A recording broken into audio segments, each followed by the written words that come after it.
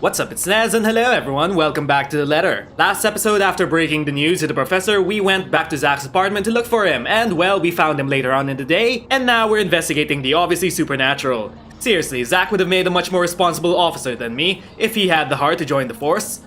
We could certainly use more people like him. But as good as the thought is, I push all of it to the back of my mind as Isabel and I head to the car.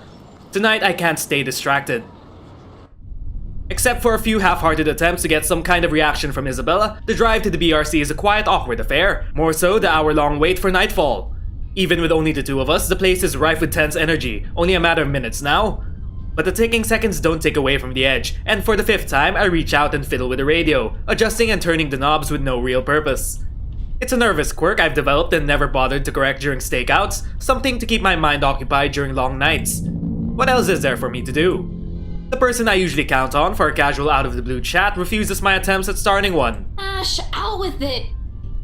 The way she quickly falters into silence after, in spite of the tone she takes though, it makes me doubt if she really means everything she's telling me right now. She hasn't even glanced my way since we arrived. Having second thoughts? You can still back out if you want. We're just going to my office. Why should I? Because that was the last time we saw the fucking ghost with Isabella's chapter? Dunno? You can get in trouble maybe. This isn't exactly legal. Scope BRC out, see if the real estate company has any more information that may be of help. Find things about Cooper and the other agents assigned to the Ermengarde mansion. According to Isabella, it's the last property the victims have worked on. Sure, I could also check the station for full reports. That's the easy, semi-legal way. But I don't want to bump with the chief right now. The guys at the precinct will definitely throw me out on his orders as soon as they see me. Not that my plan right now is any better, I'm just breaking into a different place, more or less, with a civilian to boot. The latter still doesn't sit well with me, it never will, especially if this might put her in a very tricky position afterwards. She's been very careful when it comes to her work, almost a model employee as people would say. Why is she throwing caution to the wind now? I'm not an employee here. I'm not supposed to be looking for any confidential stuff. Only people like you are privy to. If you mentioned earlier that this is your plan, I might have had enough time to think about it. I already promised to help if you need access to those files. I didn't think you'd want to see them this soon and in this way. Besides, the same goes for you, right? You were taken off your case. Won't you get in trouble with your boss? We're going rogue now. Honestly, it's a toss-up between breaking into her office or into the Wright's mansion. As it stands, I'll have an easier time getting in here first. After all, why would someone want to break into a realty company? Been here many times before anyway, for a few casual visits when I wanted to bug Scaredy Cat. Over the years, I have more or less grown familiar with the security setup and how badly staffed they are. Plus, it's an old building. If the bankruptcy rumors are true, it just means their access protocols might be outdated. Still, I can do this on my own, you know. Really? And how are you even planning to get into our office without an access card? Please explain. The same way we get into Zach's apartment. Well, I was going to pry open the card reader and use a gecko. You're a hopeless case.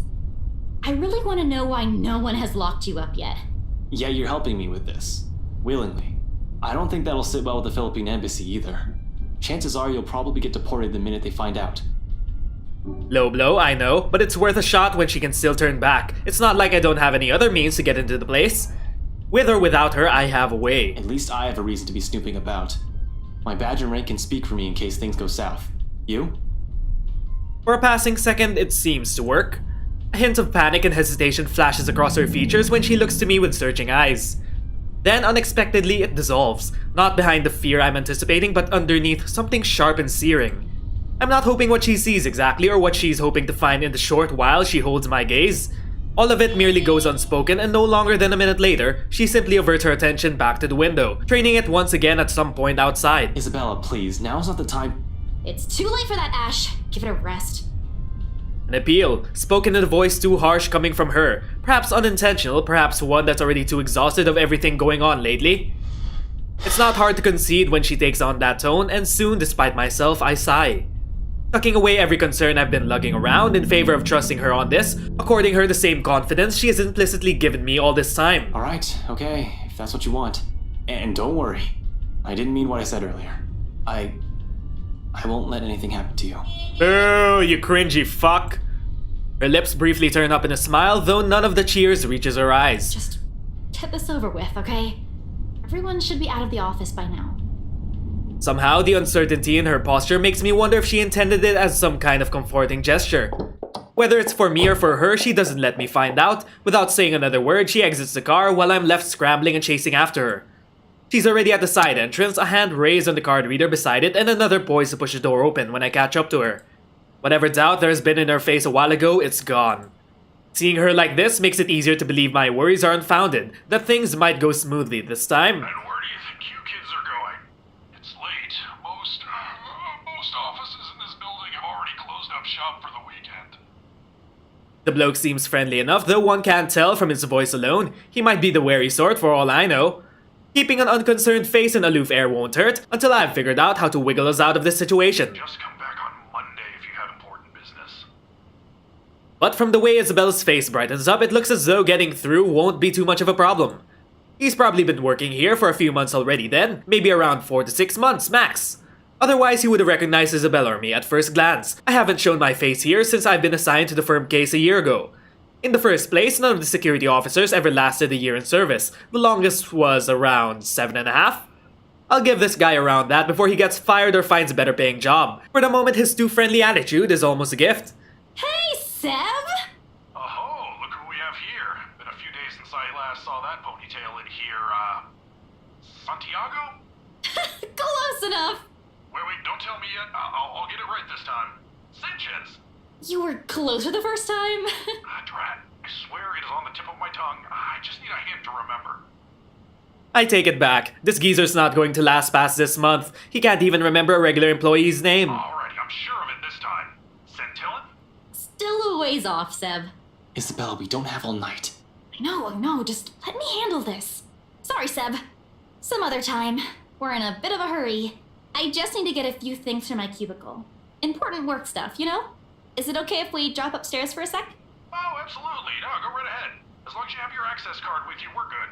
Not sure if I'm allowed to let your boyfriend in, though. Who, me? My what? Your boyfriend. The guy with you, isn't he? Yes, we're definitely his boyfriend. Act the part, you dumbass. It's a fair observation if I do say so myself. Needless to say, the silence that descends is both uncomfortable and terribly awkward. Although the latter is probably coming mostly from me because in the next second Isabella laughs. Lighter than the ones I've heard from her lately, a comforting sound really after seeing her in such a dour mood since the morning. Even as all of it subsides into mere chuckles sooner than I'd like. It's comforting to see that I'm at least partially responsible for it, despite my poor heart being beaten to a sorry pulp. Oh. Oh, no! No. He's definitely not my boyfriend. She might as well have set it on fire and reduce it to dust while she's at it. Frankly, the numbers of no's in that sentence alone is a bit too much. Christ, one would have been enough to get the message across. Did she really have to put it that way? That's impossible! Stop being funny, Seb. I'll go on ahead, okay? She quickly shuffles inside with nothing more than a small wave, leaving behind an even more awkward atmosphere for me to wade through. It would have been more bearable if I didn't have to suffer through a stranger's amusement. Alas, woe is me. Not the boyfriend, but close to it, huh? Mind your own business. Kids these days. Good to see her up and about, though.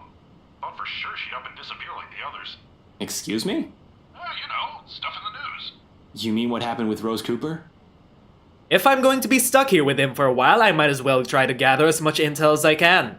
He may just be a guard, someone with no real authority, but most of the time, people like him are the ones who know more than they really let on. Yeah, but even before that, we've got a couple of good blokes we never saw again.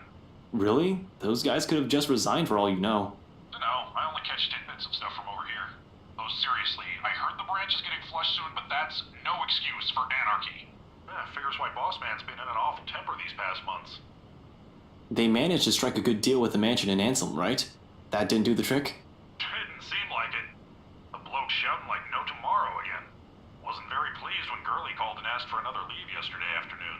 Gurley? Isabella? It's not too surprising considering she's already been gone for 3 days. Now she's asking for another. Not that it's a bad thing, it's within her rights as an employee, but Isabella rarely uses her work leaves. Yeah, poor lassie if you ask me. She found him a buyer for that mansion after all. The least he could do is be considerate to her after a family member's passing. Wait, what? Oh my, did her dad pass away? The rumors, BRC, Rose Cooper, missing in action employees, all of it ceases to matter in that instant. Almost on instinct, my eyes zero in on the intercom speaker, as if staring daggers at it will show me the man behind the voice so I can see the truth in this face myself. Oh, you don't know? No, what? Nothing. I shouldn't be the one you're asking, and, things might get a bit boring here. No one really wants to hear what a poor old guard wants to say. Why don't you just go after her? As long as you're not looking to create trouble for me, it won't be a problem. You aren't here for that, right? No, we're not. Of course not. No. He's lucky I'm not here to hurt anyone. If I were someone with ill intentions, he might not be smiling at the end of the day. Well, no, but... I'll go and unlock that side entrance for you then. Just don't forget to turn off the lights before you both leave, okay? Hey, wait a second. What do you mean by... He cuts off the connection before I can finish, and the rest of my question dies in my throat. Soon the latch clicks and the side door swings open. The Seb, a stout man wearing a uniform still too loose for him, waves me over from the gap before he disappears behind the station again. Just my luck, here I thought I'm going to have to count on whatever Isabella brings with her. Although no matter how much I want to feel happy, something has already taken a firm seat in the forefront of my mind. Is that why she's been acting not like herself today? Since when? Of course, as I step into the building, I try to push all these questions as far down as I can. I need to focus. Work is work. But if what I've heard is exactly what I think it is, if it's a sign of things to come, honestly, I don't feel too good about that. It's a quiet ride up to the 7th floor where the BRC Luxborn main office is. Seb has been kind enough to switch the guest elevator's power on, just as I'm about to head for the fire exit stairs. Which is a welcome relief. I'm an active guy, but stairs, I don't want to tire out too quickly in case things get ugly. There probably won't be any trouble with the building this quiet, but you never know. I swear this whole place definitely feels eerie at this time of night. Yeah, that's a fucking setup. But until I've confirmed anything, those are still just stories. Worse things can happen, no need to scare myself. Staying calm means fewer mistakes. Oh, I sure am fucking gutsy, especially with what I'm doing. I'm breaking a lot of laws here. I'm also putting Isabella in a lot of risks. Best thing that can come out of this is that Isabella's right all along. Worst case scenario? 1. Someone finds out Isabella's involvement in this and her boss fires her. 2. I find evidence that would implicate BRC or Luke Wright in a crime, and my meddling, if I'm not careful enough, makes it inadmissible in court.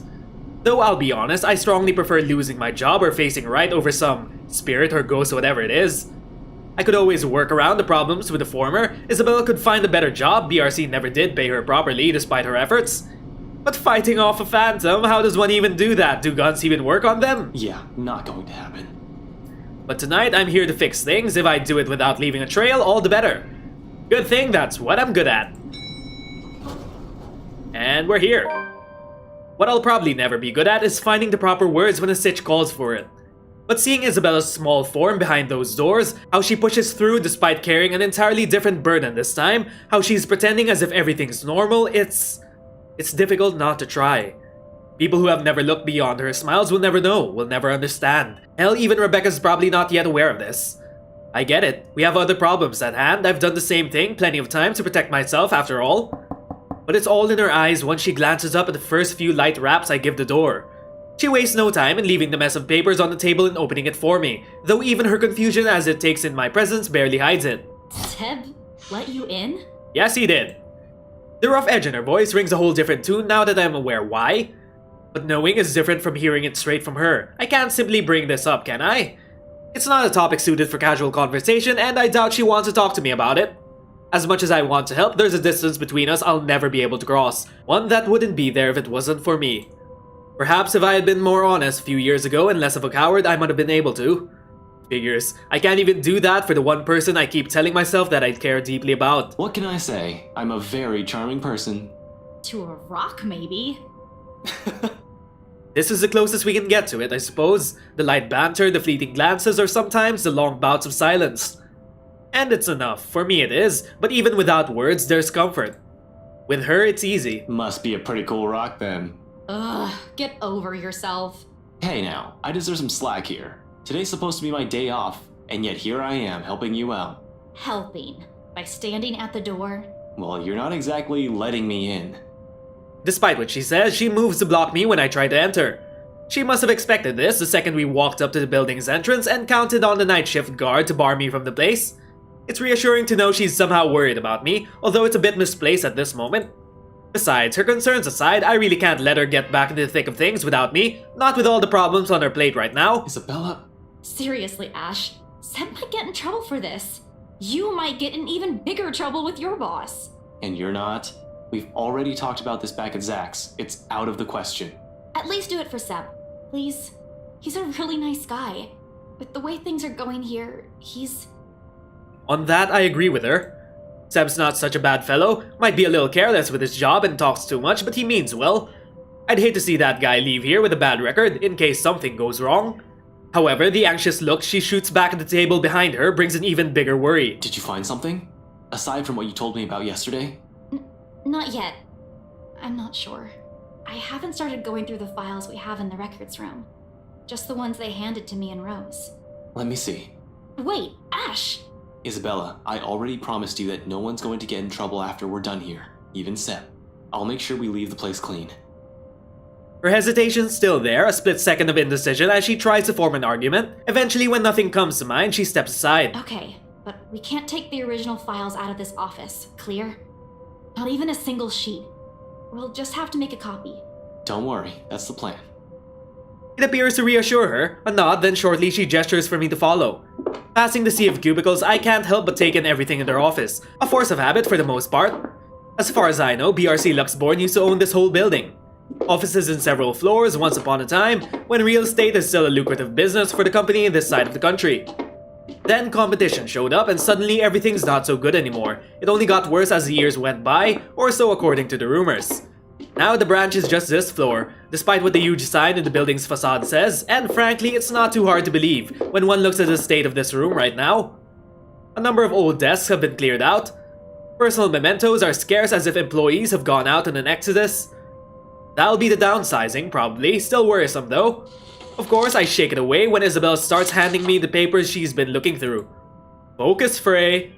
There's no point in whining or dwelling any longer on it. That's why we're here in the first place, to find out what the real deal is in the old-fashioned way. Isabel's presence is a whole other blessing too. I couldn't imagine how long this would take if I pushed going in here alone. Is this everything? Where are the documents you mentioned? Still locked up in the records room. Do you need them now? Bring them here. Everything that has to do with the mansion's sale. Even those who worked on it during the renovations. The cleanup. Everything. Including your mandatory sign-in sheets. It's an odd thing to bring up, but at least it elicits a laugh from her before she heads for the records room. She remembers.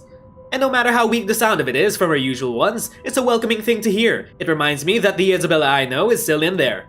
She returns a minute later with a thick stack of folders and binders. For the next hour and a half, we work in complete silence while we dig into everything compiled in the folders. Not an easy task considering how thick the whole thing is, but there is two of us. In fact, Isabel does most of the work, sorting the contracts, the employee list, the stuff we don't need into a neat pile. Just the files for the restoration alone makes up a stack of papers that's an inch thick. Third-party service providers hired for the masonry, radiators, woodworking, plasterwork, slate roofing, and a whole bunch of other things are well documented. Hell, every single contractor who worked on the project were listed individually, even if they were just there to do the plumbing. It's a high-profile and high-cost estate, alright? But with that scope comes the loopholes, means plenty of room to hide something in if there's something fishy going on. All I have to do is find a pattern. And it doesn't take long. Upon closer glance, despite the original owners smoldering the renovation costs, it'll be surprising if they've managed to break even on the Ermengarde mansion. What with the additional expenses for the open house, the commission for their agents, and the overhead fees. At one point, the negotiations to get it listed under BRC's name almost broke down too. Some disagreement about the listing price. The owners wanted to get rid of it as quickly as possible, while keeping the worth at a profitable level. BRC was insisting on a higher amount, double what appraisers suggested. This, plus the rumor that their branch is closing. BRC Luxborn really is in the red, and the sale of the mansion could have easily been a desperate move to keep the branch afloat. No wonder the final sale happened as fast as it did. Did you know about this? Well, that's a bug. No, they took it off our hands after I submitted the final documents for the sale. I didn't even know until I read this. I'm not sure if Rose did. I've only been given the key to the records room after she... Anyway, my point is, they've kept all the files from me. Rose was the one who compiled everything from our side. And even then, she was probably not aware of this. There's only so much they let us know. After that, they just told us to wait for our commission, and that the legal team would handle the rest. The rumors are true. Huh. Seems so. Sheesh, this place is just unlucky. Going bankrupt while the rest of this crap is happening. But this isn't what we're looking for. What we need is the who. The people aside from Isabel and Cooper involved in the business of the mansion. And the how they are now. We can't do much with outside contractors, that won't be on the file. The employee list on the other hand. Even with 2 people working through the pile, the whole task still takes quite a while. It's a quarter and an hour later when we put down the papers with a sigh and move on to the clients upon Isabel's insistence. For that, the sign-in form from the open house comes in handy. Something that gives me a laugh when I spy the fake name I wrote on the sheets. Why'd I even pick this name? It sounds so lame. What name? Nothing important. Just focus on those papers you have. We need to finish this soon, before Seb suspects anything. She snatches the paper away before the thought of hiding it occurs to me. Not that there's much secret in it, Isabella found me that afternoon anyway, but still. Ashley? I've been careless that day, tailing Luke Wright without confirming where they are headed off to. While the butler's terribly efficient in keeping the right engagements from the public eye, there are other ways if only I've given it the time of my day. In retrospect, I've been too eager, too impatient to find something that'll crack the case and be done with it. Maybe my failure goes as far back as the day of the open house, not during the party last night. Yeah, well, I was pressed for time. Seriously, Ashley? Were you even trying? Oh, come on. You didn't even notice I was the one who wrote it down. Of course I wouldn't. Only an idiot would use his real name. It worked though. Admit it, it's genius. Who would have thought, huh? She responds with a roll of her eyes, then drops the matter entirely by shoving the paper back into my hands. We lapse back to our respective tasks afterwards, wordlessly skimming through everything. Read, set aside, get another one. Looking back at the sign-in sheet, I spot Luke Wright and Hannah Wright listed up top. Not that I don't know about them already, of course, but scanning through the list, a name immediately comes to my attention. Madeline Williams. Something wrong? Huh? No, just that I remember this girl listed here. She frowns, moves her seat closer and takes a careful read at the sheet. There's a long moment before she speaks up again, but from the way she tenses, she appears to be expecting the worst already. What about her? She was with me, in the group following Cooper, when we toured the upstairs part of the mansion, I mean. Rather loud one, especially when we took a peek into the attic. Kept talking about the ghost stories the whole tour. Then, do you think she's... She was reported missing 3 days after. There was a ruckus at the precinct the day her family filed it. Threats were naturally given at the lack of progress days later, desperate ones. Her family is willing to shell out all the cash they have just to find her, to no avail unfortunately. Officer Benjamin has been in a bad mood ever since he spoke with them, but what can he do? What can we do? He's tied, we're all tied. There's only so much we're able to do with everything that's been shoved into our hands recently. She still hasn't been found. It's already been a week. Isabella makes no further comment aside from a nod. Instead, she sits back on her chair with a distant look in her eyes, with her hands balling to a fist as she struggles with her frustration. Or maybe it's anger. But the moment doesn't last too long. Soon, her grip loosens and she folds her hands back on her lap. Her expression, however, it's one I've seen too many times in the mirror. What does one say to a person burdened not by one loss but many, who carries it in their shoulders like a badge of shame? I've yet to find the answer to that myself. Until then, the only way is forward. Press on to see where our attempts at fixing mistakes might lead us. And despite my own doubts, a glimpse of that look on her face is enough reason for me. I can't just give up. There's too much at stake, too much to lose. With a renewed focus, I continue. On the third and last sheet, I spot another one. Beatrice Wilde, one I recall from the newspaper obituaries. Died of a heart attack. A letter of correspondence expressing condolences to her family confirms as much in her files. Passed away at age 74 in her sleep. She's at that age. It certainly could have been a natural death. Right? I'd like to believe so. But 3 more letters turn up while I rummage through the stack, and it leaves nothing more than a foreboding feeling in me. They're all addressed to families of clients who have passed away in the past week. Regardless, these go into the pile of things worth looking into after our visit here, along with the Williams info sheet. There are just so many names, so many faces, each one I've seen that day, and here I am wondering if they're all alright. If it isn't the selfless thought that brings the question to mind, rather it's the logic that if more of them are still alive, the more people I can choose to question. Nothing's concrete yet, of course, these are just speculations, but we're making progress. Once done with the sign-in sheets, I stash it along with the growing pile to my left and pull out as many of the other documents Isabel's already prepared for me. We're working through the employee list now, those who have been assigned to the mansion. Because if Isabella was to be believed, if what she's seen and what happened to Rose Cooper is because of that letter, I need to know everyone who has possibly read it aside from the three of us, if they've been noticing strange things too. For all I know, these may have all been a terrible coincidence. Although the thought of that starts to diminish as we dig into the BRC's company files. 15 minutes later, the stack close to my elbow has risen from 5 to 21 different dossiers. Client and employee documentation, people who have either visited the open house or have worked on the property in some capacity since the letter's discovery. Turns out there were 2 more employees who handled the mansion directly aside from Cooper and Isabella. Christian C., the realty specialist, and Marcus Julius Jean-Marie, the estate appraiser. This C guy, he was in custody just the other day. Really? Sir John has been looking for him. He stopped reporting to work a few weeks ago. Are you sure it's the same person? Yep, this is him. Folks at the precinct said they went to his house after a noise complaint. They found him just acting all crazy. Had to take him in when he started getting violent. He kept screaming about a woman.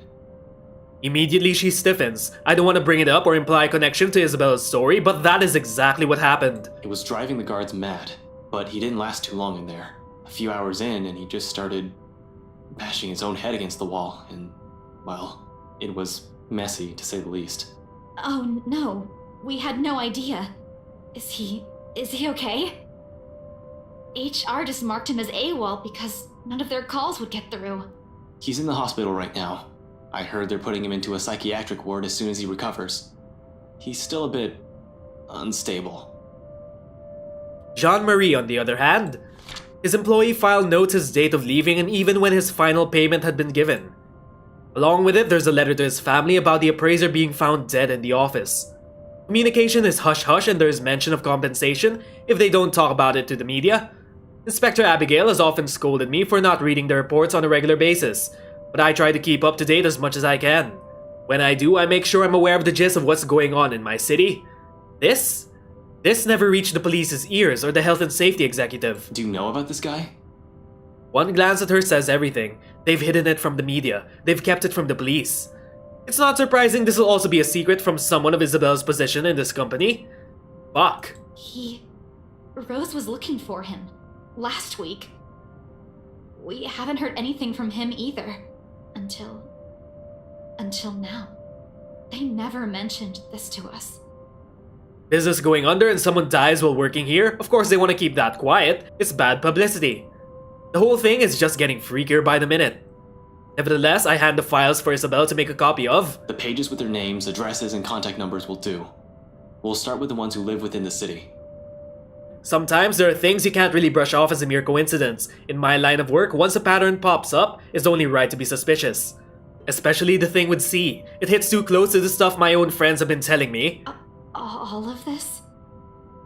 It's considerably thinner than the one she brought in, yet somehow the way she hugs the folders close to herself makes it seem heavier.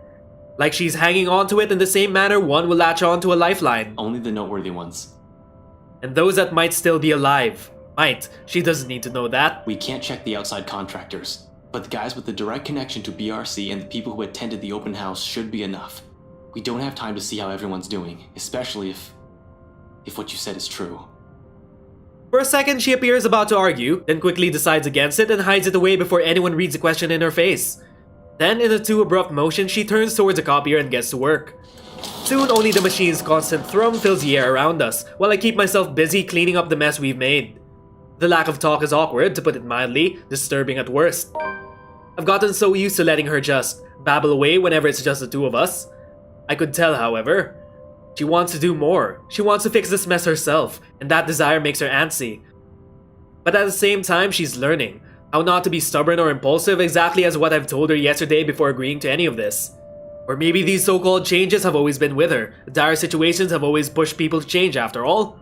Although seeing this happen in front of me only makes it difficult to find the proper things to say. In an atmosphere this tense and charged, what is left for us to talk about? Certainly not the news. What's worse is when you only realize all of this in hindsight right after you've already ran your mouth off. You know, for a house your company seems to be in a hurry to sell, they still made quite a fortune out of it. Look at this. 1, 2, 3... 6. Are you sure they're planning to give your entire share for this? This isn't a small amount, especially given the usual cut. and their accounting department isn't in the greatest shape either. Even if they don't, it's not like someone still needs it. Okay, that confirms our suspicions that your dad died. And there's the reason why people don't let me talk. Silence once again descends through the room, denser compared to the ones we've shared tonight. Behind me, I can still hear her movements, sharp and precise while she feeds the originals to the machine. Then with one last click, all of it stops. Her feet shuffle slightly against the floor when she moves away, something creaks softly, probably the table, as she settles her weight against its side. By this time, an apology is already at the tip of my tongue, but... Belle, Papa's gone, Ash. Within those scant few seconds, everything between us shifts as the gravity of her words sink. Right then and there, something harsh and immovable rises between us. Death is something I'm familiar with, almost 10 years in the police force, and it's impossible not to be acquainted with it. But this is different from all those dead bodies we examined in forensics, a far cry from the victims we found dead on a bad investigation. Those I could easily distance myself from, no emotional attachments, no need for pretenses. Yet somehow I still find myself grasping for things to tell her, any words of comfort to dull the pain. Because even without looking at her, her grief feels palpable enough, her pain an immutable weight hanging over us. So gently I offer, just stay busy, tell me about him. Tell us about him, Isabella, tell us about your papa. when? Huh?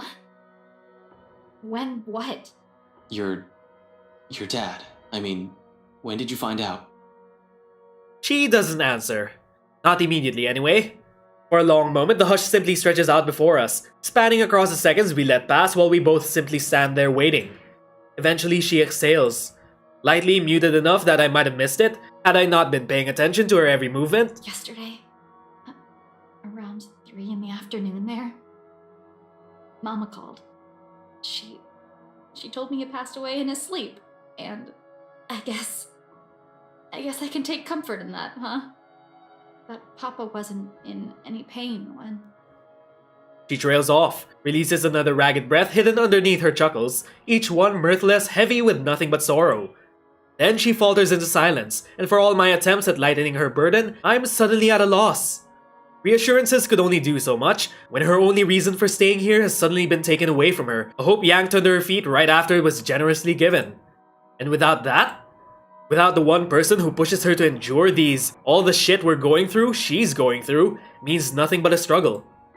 What does one say to a person fraying at the edges, slowly wearing thin and breaking? Are words even enough? What right do I have anyway? I can't give her anything apart from lies that change me as a person and affection she may or may not even want for herself. Because no matter how easy she has wormed herself into our lives, how immutable her presence has become, her own heart will always yearn for something else. For home. Tell me about him. Huh? About what? Your dad. Tell me about him. Anything. Just talk. Say anything you want. Doesn't matter what it is. I'll listen. Silence again, as if she's testing the weight of my question. For what purpose it is, even for a reason I can't say right now. After a while though, she starts, reluctantly her voice hitching, faltering and stumbling on each syllable as she chooses her words. A rough start, but soon it steadies. And along with it, to keep company the stories from childhood and memories she's fond of, are the tears.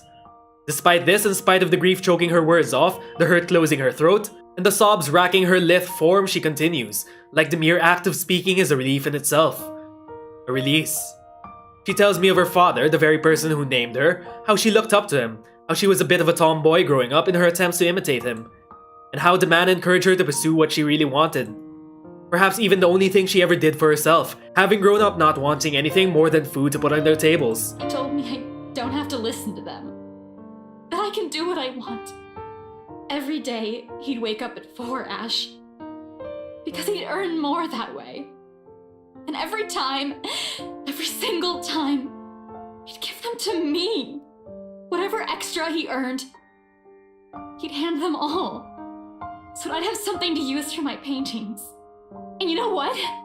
Back home, just a good tube of paint costs almost as much as what we spend for food the whole day.